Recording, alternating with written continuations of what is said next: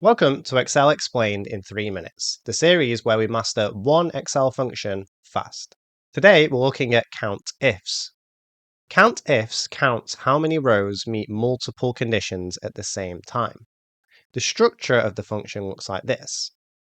Each condition needs a range to check, a rule to apply, and you can have as many pairs as you need. Let's use an example. Imagine you're tracking films showing in a cinema this month.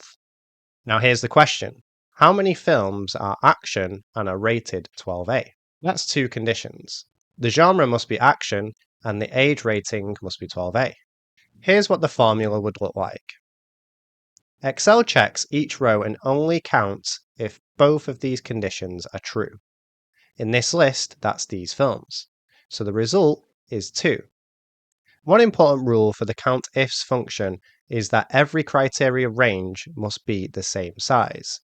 So if B2 to B8 has 7 rows, then C2 to C8 must also have 7 rows. They don't have to sit next to each other, but they must line up row for row, otherwise Excel returns an error. Now let's try a different example. Suppose we also track weekend ticket sales in column D. Now the question becomes, how many films are action and sold more than 250 tickets? In this case, the formula looks like this. Notice that the greater than condition is inside quotation marks. Anytime you use operators like greater than or less than, they must be inside quotes.